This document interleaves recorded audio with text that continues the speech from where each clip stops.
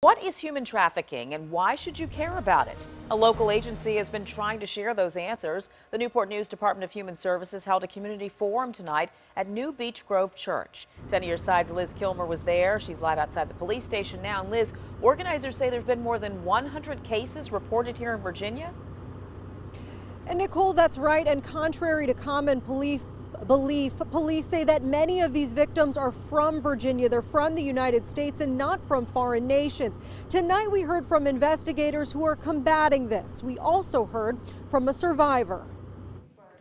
A voice once silenced, Tanya Street now shares her story of strength, her head held high. The Hampton Roads woman is a survivor of human trafficking, a world she was lured into as a young single mom.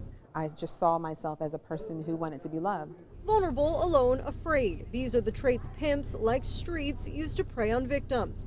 Many are young, sometimes runaways or addicted to drugs. There are just so many variables as to, what makes you vulnerable to being exploited. And a lot of times it's not by force, it's usually by fraud, relationship building. And it happens right in our neighborhoods. People born and raised right here. Newport News Police Lieutenant Michael Hudgens says our region is a hot spot for exploitation. Just in the city, nearly 150 people were arrested for prostitution and human trafficking crimes from 2014 through to September of 2015.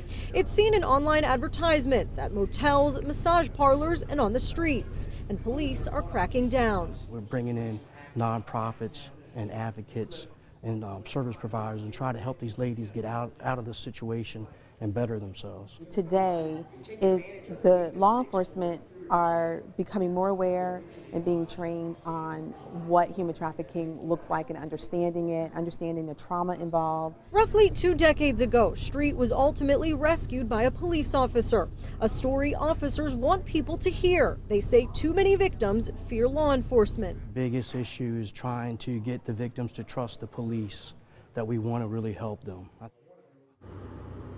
And tonight's event was the third of its kind held in churches across the city. Police hope that this type of awareness will help people recognize and report cases of human trafficking. I'm Liz Kilmer, live in Newport News, 10 on your side.